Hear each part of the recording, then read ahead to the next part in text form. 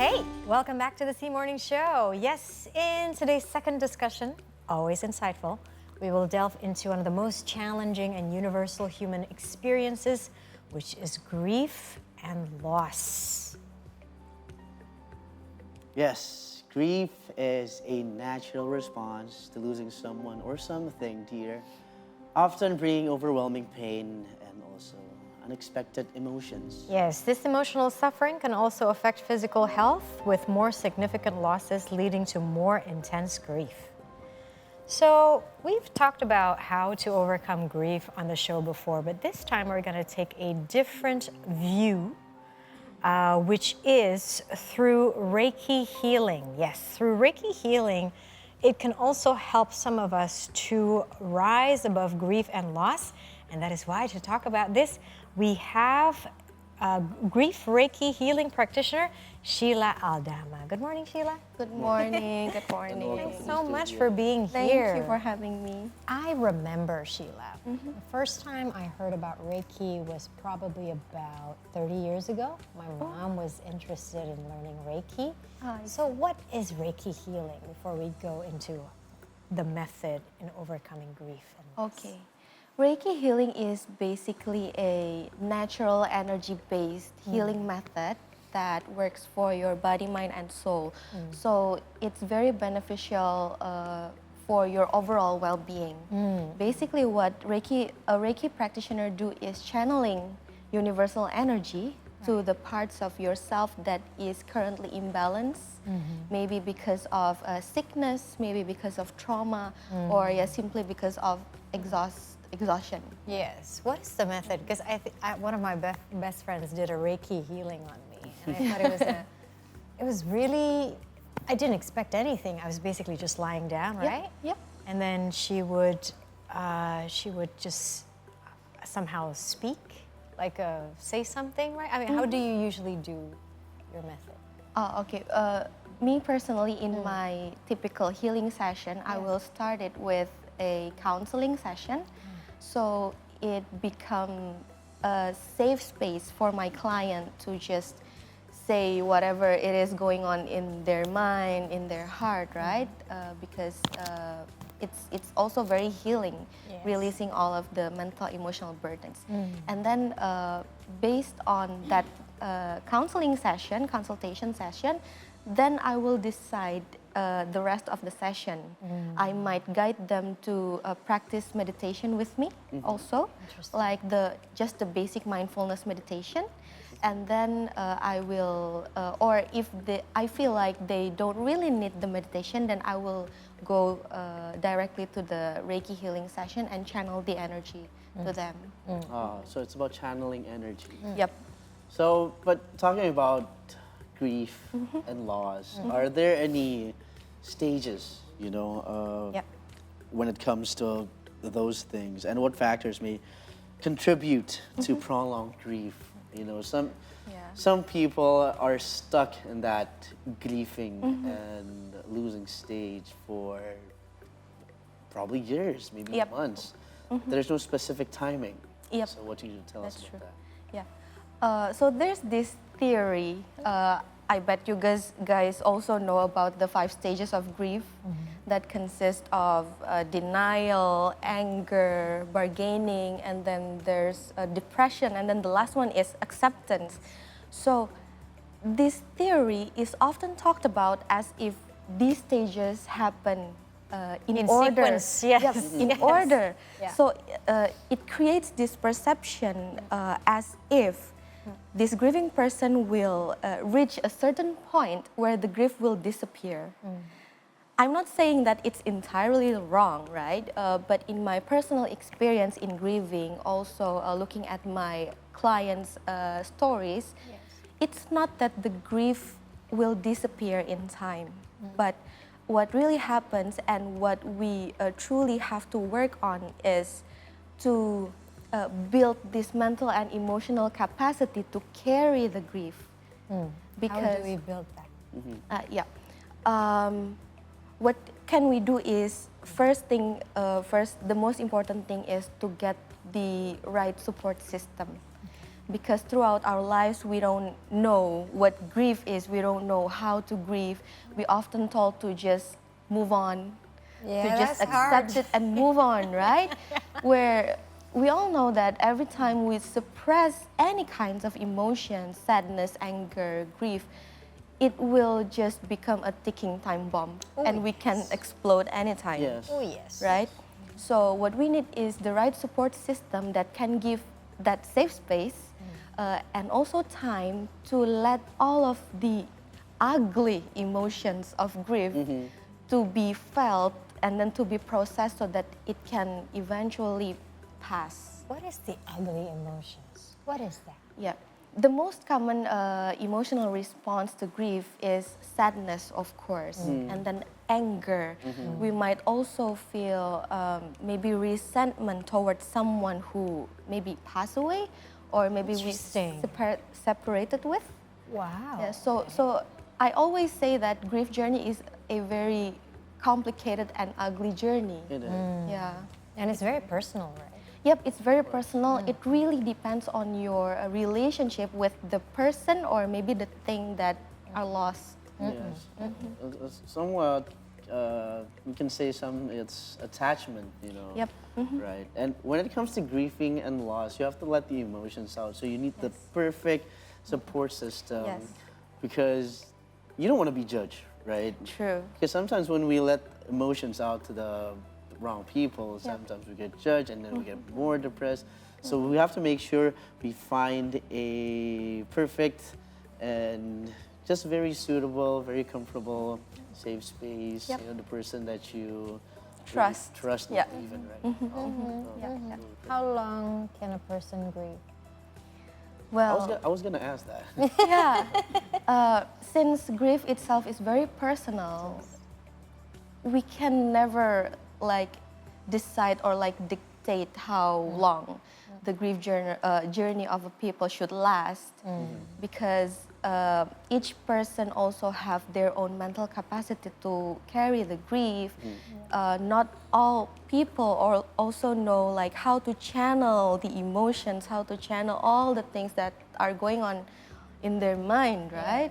So yeah, there's no timeline There's no whatsoever. timeline. So this is true, Sheila. I've been watching a couple of videos. You know, when it comes to grieving, you're stuck in that time. It's only a matter of switch. You can actually switch it right away. Is that the? Can we? Can we? Is that the right mentality? I mean, you can switch right away. I mean, you know what? I'm done grieving. Okay, let's go. Is that possible? I mean, I imagine probably for some people with certain traits, maybe it is possible, but can we? I personally don't think so, because in grief, maybe today you can feel like, oh, I feel fine. I think that the grief has disappeared, and then I can just move on with my life.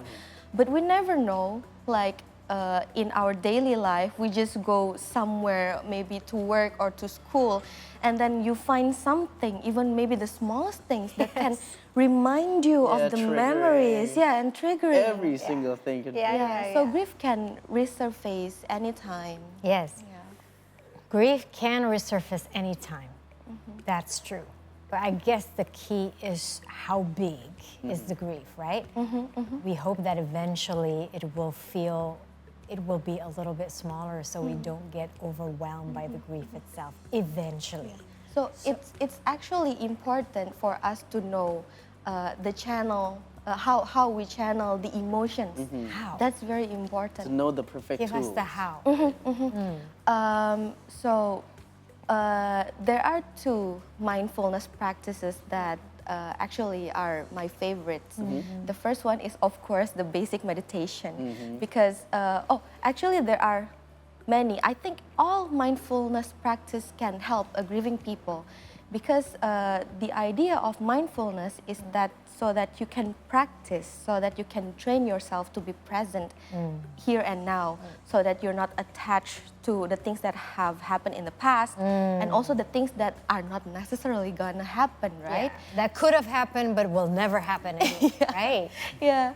So the mindfulness basic meditation will help you ground yourself so that you can, okay, maybe there are emotions that are arising, but then, okay, I will just observe, then I will give it some sort of validation and then it will pass, right? And then the second one, my favorite one is journaling. Oh, I love journaling, Shiella. It becomes my safe space because there's no judgment at all. It's just your book and yourself, right? You can just write whatever it is that you're feeling, that you're thinking about right now. So is that part of Reiki then? Mindfulness meditation and journaling? It's supporting my Reiki practices, both for my self-healing and also my practice to support my clients. So is there an element of cognitive behavioral therapy in Reiki? Because do you talk to your patients to sort of like rewire their thoughts, or what's the method? Yeah. The Reiki itself doesn't have that method because the origin of Reiki is just to channel the energy, right?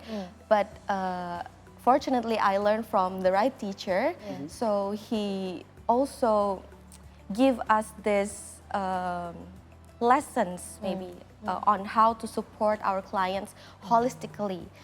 So we do use meditations and also like maybe affirmations, and we also help our clients through follow-up sessions afterwards, after Reiki. Have you ever found, I mean, what's your findings? Because I do believe that we all emanate energy. We can feel each other's energy, right? True, yeah. Have you ever found a patient that blocks you? Blocks me? Yeah. Oh, Like blocks you. Like this person is probably, I don't know, there is probably fear or not ready, or and that's why it's really difficult to get into this person to actually help the healing. Yeah.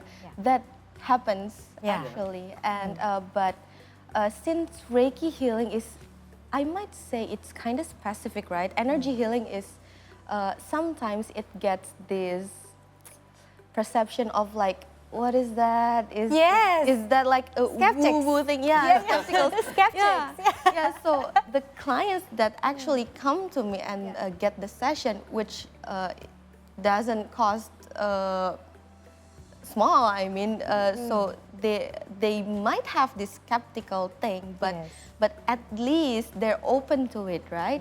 But for some people, at least they came, they showed up. They tried. They tried. Yeah. So maybe the blockage is not that big. Okay.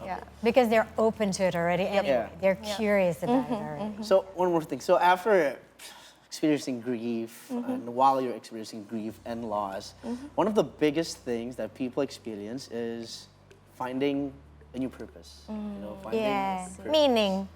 Finding new meaning. So how does how can one find purpose after a significant loss? You know, after losing someone you love, or maybe being separated from someone you love. How do someone find that meaning, new purpose? That can distract in a way, right? That can distract in a way. That can help, not distract maybe, but help you move on. Help you move on, exactly. Eventually. Maybe what I can give is maybe just a message to all grieving people that I do believe, and I hope they also believe, that the universe also always wants to give us all the goodness that we deserve, right? I understand that, especially in the earlier stage of grief, it will feel harder for us to like see the light at the end of the tunnel, right? Yeah, you just have to cry sometimes. Yeah, true. Yeah. That's why finding the right channel, the right tool, the right support system to process all of the emotional turbulence that you have is very important, because whether we accept it or not, whether we deny it or not, the universe always wants to give us all the goodness, right? But we might create blockages if we don't process all of the emotions. I agree, Shiella. So what I can say, what I can share is that we have to do that at first, okay? And then we have to get this awareness and understanding that even though we experience loss, even though we experience grief, it doesn't mean that all of the other goodness are taken away from us. Correct. When we have Perspective, right? yeah, when we have the clearer mind, the right perspective, then we can still see all the goodness, all the people that still loves us, maybe the job that is actually our blessing right now. Yeah, absolutely. It's hard to find a job.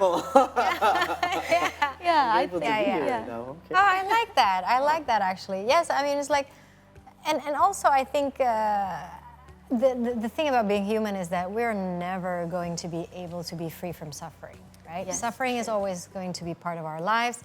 And one of the key takeaways that we can take from Shiella, what Shiella just shared just then is to have perspective, right? Yes, of course, probably in this aspect it sucks huge time and we're sad and we're angry or You really emphasize the sucks. yeah, I mean, life sucks sometimes. Everybody feels that life sucks sometimes, but also to pay attention to all the little happiness, little joys, or the small pleasures in life, the small blessings in life, and then, we'll feel a lot better. And also, I like what you said earlier about basically my interpretation or my understanding of what you said is basically saying yes more to life.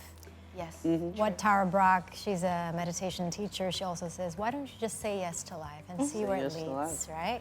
Yes, man, Jim Carrey. There, yes, and Jim Carrey. Yes, ma'am. Thank you so much, Shiella, Thank you for so sharing. Very much. Thank you. Such an insightful discussion. Thank you. very Yeah. much. Just Breathe. talk to you. Breathe. Okay, well, since we're gonna have a quick break anyway, a little breather. We'll be right back, but when we're back, Ralvi will return with a recap from the world of sports. Thank you. Thank you. Thank you, Shiella.